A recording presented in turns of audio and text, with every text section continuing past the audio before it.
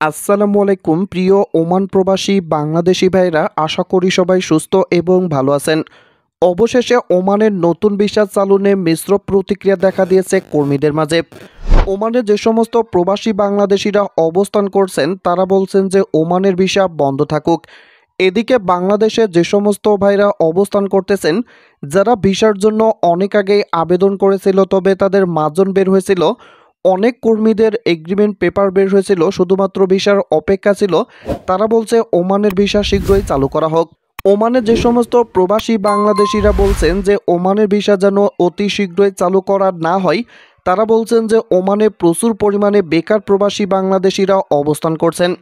যে সমস্ত ওমান প্রবাসী বাংলাদেশিরা ওমানে অবস্থান করতেছেন বিভিন্ন জায়গায়, যাদের কাজের অনুমতি থাকা সত্ত্বেও অনেকেই বেকার অবস্থায় দিন যাপন করতেছে।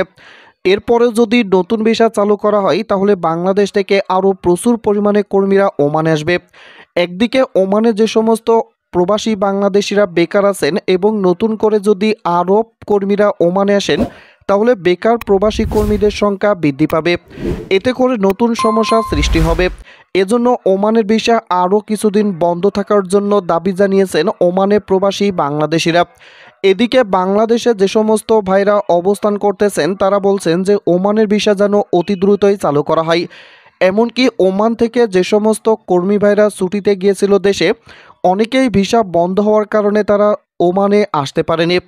এজন্য ওমানের থেকে বাংলাদেশে যারা ছুটিতে গিয়েছিল এবং যারা ওমানের ভিসার জন্য ভিসা বন্ধ হওয়ার আগে আবেদন করেছিল তারা বলছে যে অতি দ্রুত যেন ওমানের ভিসা চালু করা হয়। এদিকে ওমানের ভিসা চালু করতে বাংলাদেশের রাষ্ট্রপতির সঙ্গে ওমানের বিভিন্ন ঊর্ধ্বতন কর্মকর্তারাও আলোচনা করেছেন।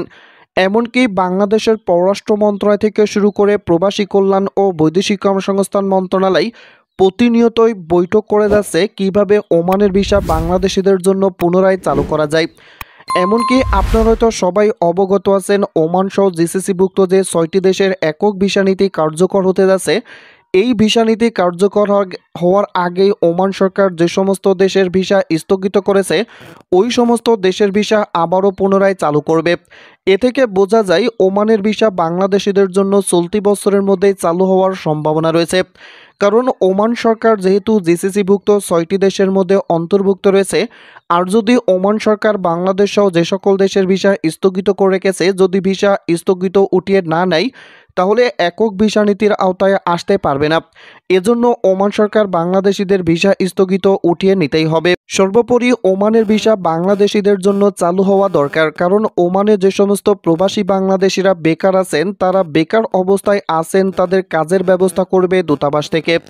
আর যারা বাংলাদেশ থেকে ওমানে আসবেন তারা কিন্তু নির্দিষ্ট কোম্পানি এবং নির্দিষ্ট কাজ নিয়ে আসবেন, সেক্ষেত্রে তাদের বেকার হওয়ার সম্ভাবনা খুবই কম থাকবে। যারা বর্তমানে ওমানে প্রবাসী বাংলাদেশিরা বেকার আছেন তারা মূলত অনেক আগেই ভিজিট ভিসায় এসেছিলেন এবং ভিজিট ভিসা থেকে তারা কাজের ভিসা রূপান্তর হয়েছিলেন, বা অনেক প্রবাসী বাংলাদেশিরা ভিজিট ভিসায় আসার পরে অনেকেই ফ্রি ভিসাও কিন্তু এসেছিলেন। মূলত ভিজিট ভিসা এবং ফ্রি ভিসায় এই দুই ক্যাটাগরির ভিসাধারীরা কিন্তু বর্তমানে ওমানে বেকার অবস্থায় দিন যাপন করতেছেন। মূলত যারা কোম্পানির ভিসা বা এমপ্লয়মেন্ট ভিসা নিয়ে ওমানে প্রবেশ করেছিল তারা কিন্তু বেশিরভাগ বেকার নেই, বেকার শুধুমাত্র ফ্রি ভিসাধারী কর্মীরা এবং ভিজিট ভিসাধারী কর্মীরা। এজন্য ওমানের ভিসা বাংলাদেশিদের জন্য চালু হওয়া কিন্তু খুবই দরকারি।